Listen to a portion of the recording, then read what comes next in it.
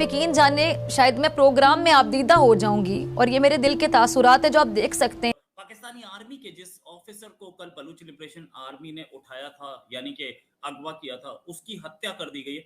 ऐसी खबर आई है अभी अभी थोड़ी देर पहले।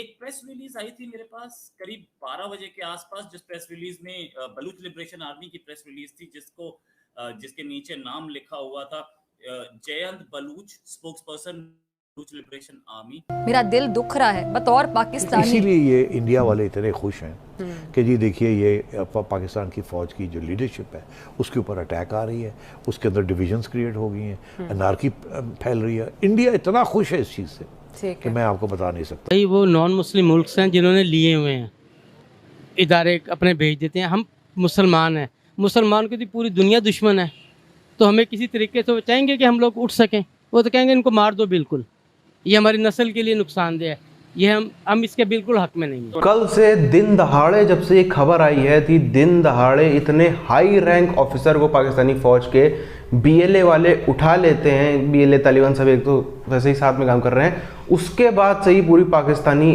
फ़ौज जो थी वो सदमे में थी कि अब क्या होगा क्या नहीं होगा।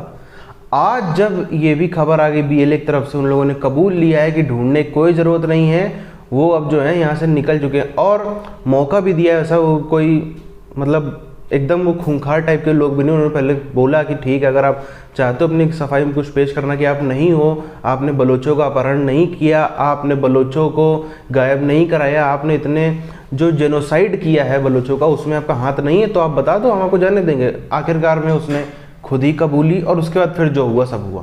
पूरी चीज़ क्या है, पहले उधर हम चलते हैं। एक इंटेलिजेंस बेस्ड ऑपरेशन था जिससे उठाया गया ये lieutenant colonel like Baig Mirza को। बोला था कि काफी दिनों से ट्रैक किया जा रहा था लाइक बेग मिर्जा को, और उसमें ये भी बोला जा रहा था कि ये भी इसमें बोला गया है कि हम ट्रैक करने के बाद हमें पता था कि ये पाकिस्तानी मिलिट्री इंटेलिजेंस के आदमी हैं, और पाकिस्तानी मिलिट्री इंटेलिजेंस के ये कर्नल लाइक जो हैं ये 12 आजाद कश्मीर रेजिमेंट के अंदर थे। He was given full opportunity to prove his innocence at the Baluch National Court. तो कोई बलूच नेशनल कोर्ट भी है, बलूच नेशनल आर्मी, उसमें बोला गया कि इनको अपना वो दिया जाए। During the proceeding, he confessed to all crimes and was awarded death sentence. PLA has compiled a list of Pakistani military officers that are directly involved in Baluch genocide. ये उनकी प्रेस रिलीज में जो करीब 12 बजे के आसपास आई थी मेरे पास। National army reiterates once again that occupying forces and their auxiliary units in Baluchistan will be continuously targeted until they fully withdraw from Baluch motherland. अब ये जो खबर है ये मुझे नहीं पता कि कहां तक सही है कहां तक गलत है। किसी की भी ऐसे हत्या, मैं इस चीज को सपोर्ट नहीं करता हूं, लेकिन फिर भी क्यों हुआ है, एक ऑफिसर की, पाकिस्तानी आर्मी के ऑफिसर की हत्या हुई है, कि ये दिखाया कि भाई जितना भी काम हुआ है, इन्होंने जो धमकी दी है कि हम और लोगों को भी पकड़ेंगे, औरों को भी मारेंगे, देखिए ये धमकी है। बलूच लिबरेशन आर्मी डरती हुई नहीं दिख रही है। Baloch liberation army reiterates once again that occupying forces and their auxiliary units in Baluchistan will be continuously targeted until they are fully withdrawn from Baloch Motherland. आप बलूच मदरलैंड से अगर विड्रॉ नहीं करते तो हम आपके खिलाफ एक्शन लेते रहेंगे। यस, ये चीजें हुई हैं, और पाकिस्तानी जो बलूची लोग हैं, बलूच लोग जो है, उन्होंने भी बहुत स्ट्रॉन्ग रेजिस्टेंस दिखाया हर जगह। उनकी इस मूवमेंट की जिक्र लगभग हर जगह हो रही है, हर जगह, मतलब यूएन में भी हो रही है, हर जगह हो रही है। तो इसमें भाई इसमें उनको ही फायदा था, लेकिन इस इंसिडेंट से शायद नुकसान हो सकता है थोड़ा। प्लेग हो जाते पाकिस्तानियों की, यही सबसे बड़ी बात है। जब मुल्क की या इस तरह के मुल्क खिलाफ बात है, सारे एक हो जाते हैं। वैसे भी शाख लड़ते भिड़ते रहे। जो इंडिया है ना, ये शुरू से पाकिस्तानियों से जेलस है। जेलस है, मान लिया। आप नहीं इंडिया से जेलस? नहीं, हम क्यों जेलस होंगे भाई, हमने क्यों जेलस होना है। वो हमारे खिलाफ अगर गलत करते हैं फिर हम उनका मुंह तोड़ जवाब देंगे, जेलस क्यों होंगे हम उनसे। वो बात ठीक है, तो अगर अदारे बिकते हैं उसके अंदर इंडिया का क्या फायदा होगा? यार इंडिया को सारा ही फायदा है, जो हमारे इदारे हैं ये हमारी ताकत, हमारी जान है, सब कुछ। कुछ लोग बता रहे थे कि यार ये ऐसे नहीं हुआ, इसके पीछे एक बहुत सारी चीज़ें हैं जिसकी वजह से ये सिचुएशन क्रिएट हुई। और जब आपके सोसाइटी में डिफरेंसेस बढ़ते जाते हैं, मुख्तलिफ किस्म की कैटेगरीज बन जाती है मेंबर ऑफ सोसाइटीज़ की, तो उसकी वजह से फिर क्या होता है, लोगों के अंदर फ्रस्ट्रेशन क्रिएट होता है। और वो फ्रस्ट्रेशन एक लावा की शक्ल कब इख्तियार करता है, जब उनको लगता है कि हम लोग मतलब एक सेकंड लेवल के सिटीजन हैं इस कंट्री के। ऐसे भाई अगर हम अपने एसिड लीज पे या गिरवी रख देंगे तो हमारे पास रह क्या जाएगा? फिर तो कल को हमारा एटम बम भी मांगेंगे, उसको भी लीज पे दे दो हमें। वो तो हम कभी भी नहीं देंगे। इसीलिए हमें कुछ भी नहीं देना चाहिए लीज पर। जैसे मुल्क चल रहा है, टैक्सेस लगाएं, कुछ भी करें, कोई चीज़ लीज पे नहीं देनी चाहिए। तो अगर दे देते हैं वो, तो फिर क्या उसका होगा? ये आपको आने वाला वक्त बताएगा। शायद मेरी ज़िंदगी इतनी ना रहे, फिर आप खुद कहेंगे कि वाकई अंकल ने ये बात की थी। ये बिल्कुल अच्छी बात नहीं है। अगर ऐसा हुआ तो हम तो बिल्कुल सड़क पे आ जाएंगे। आपको पहले ही पता है पाकिस्तान की कंडीशन का, ऐसा नहीं होने देंगे। हम भूखे मर जाएंगे, मरते मर जाएंगे, लेकिन अपने इदारे, ये जो इदारे हैं, ये हमारी जान है। ये तो एक हुकूमत है ना, जो वज़ीर आज़म शहबाज शरीफ बैठा है, इसका नाम सिर्फ शहबाज शरीफ है। ये लूट कर और बरतानिया और अमेरिका में जा सकते हैं। चले, फिर भी वो हमारा वज़ीर आज़म है, हम उसे वज़ीर आज़म हमारा नहीं है, ये बरतानिया का वज़ीर आज़म है, साढ़े मुल्क का नहीं है, साढ़े मुसलमानों के वास्ते। लेकिन नहीं ये बताएं इंडिया कैसे चाहता है कि हम जो इंडिया चाहता है कि जो हमारा कश्मीर है ना, वो मैं उससे जुल्म कर दूं और कश्मीर हमारा रहे। फिर जो इंडिया में मसले होते हैं या मसाइल होते हैं, वो फिर पाकिस्तान करवाता है। जाहिर बात है, कुछ ना कुछ ये भी करवाते ही होंगे, लेकिन ज़्यादा इंडिया करवाता है, क्योंकि वो ज़्यादा, आपको पता है, चीटिंग ज़्यादा करता है। चीटिंग करता है? हाँ बिल्कुल ऐसे ही है।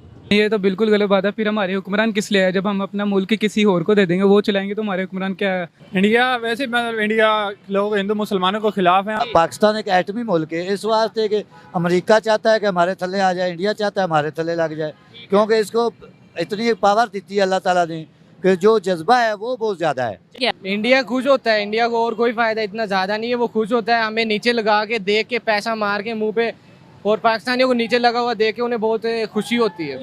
बस अब ये इन्होंने सारा देखे ना, एक पार्टी के पीछे एक पार्टी, एक तरफ पीटीआई और दूसरी तरफ सारी पार्टी मिल गई है चोर। इन्हें समझ नहीं आ रही क्या करना है। पहले आगे कहते हैं हम दिल पे पत्थर रखे, दिल पे पत्थर रखे क्या हमें रिलीफ तो दे जी नहीं। देखिए ना, तो उसके बाद फिर हमें श्रीलंका की सिचुएशन, हमारे सामने और भी बहुत सारी एग्जांपल्स हैं। वेनेजुएला है, कुछ लीबियन और इस तरह के कंट्रीज़। हालांकि अगर उनकी मिसाल इसलिए एक डिफरेंट उसमें दे सकते हैं कि उनके ऊपर सैंक्शंस लगी, या अमेरिकन सैंक्शंस की वजह से हमने ईरान में देखा। बट इस वक्त भी ईरान के अंदर ठीक है, एक बहुत लंबी चौड़ी इन्फ्लेशन है, बहुत सारी सैंक्शंस हैं उनके ऊपर अमेरिकन की, लेकिन इन सारी चीज़ों के बावजूद they are trying their level best. और पिछले 6-7 महीनों से, ख़ास तौर पर अगर हम देखें जब से अफ़गान तालिबान अफ़गानिस्तान में आए हैं, उसके बाद से कश्मीरियों को बराबर एक सलाह दे रहे हैं पाकिस्तानी। वो सलाह क्या है? वो सलाह पाकिस्तानी बार बार ये बोलते हैं, और अक्सर कई आपने मेरे वीडियोज़ में क्लिप भी देखे होंगे पाकिस्तानियों के, हर बार यही कहना कि भाई अगर आज़ादी चाहिए तो वो तालिबान के रास्ते पे चल के ही मिलेगी, ऐसे झंडा उठाने से आज़ादी नहीं मिलेगी। ये पाकिस्तानी कश्मीरियों को सिखा रहे हैं। अब कश्मीरी तो खैर सीखने से कोशिश भी करते हैं, हिंदुस्तान वाले कश्मीरी तो उनकी क्या हालत होगी वो अच्छी तरीके से जानते हैं, लेकिन बलोचों ने ये उनकी सलाह जो है वो मान भी ली और उसको ज़मीन पे उतार भी दिया, जिसका नतीजा आज ही हमारे सामने है। अब जो बेइज्जती हो रही है, जो इनका बदनामी हो रही है पाकिस्तानी फ़ौज की, अभी तो धीरे धीरे खबर बाहर आई भी ठीक तरीके से आई नहीं है।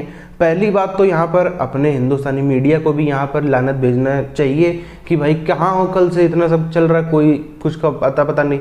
दुनिया का मीडिया तो चुप रहेगा ही, लेकिन आपका काम है पहले उठाना।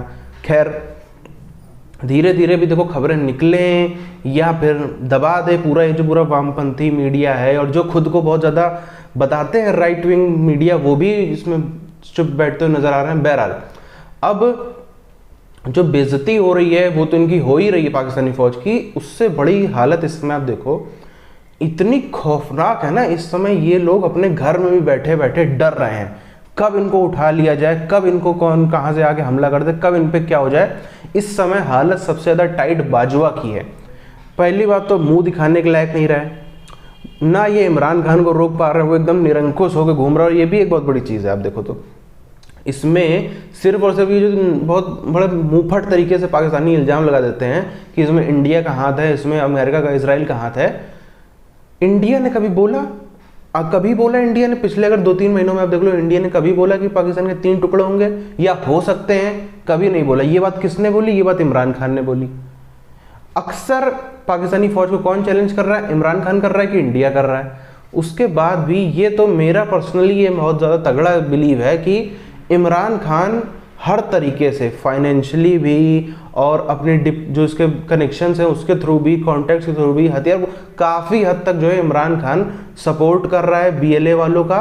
और जो अभी आप देखो इमरान खान के सत्ता से जाने के बाद ये BLA, TTP और जितने भी इस टाइप के संगठन हैं सब एक साथ आए हैं, इनको चाहे फ्रीडम फाइटर है जो भी कह लें, सब एक साथ आए हैं। उसमें एक बड़ा रोल इमरान खान का गारंटीड है। इमरान खान ने इनकी सुलह कराई ताकि पाकिस्तानी फौज की और ज़्यादा बदनामी हो।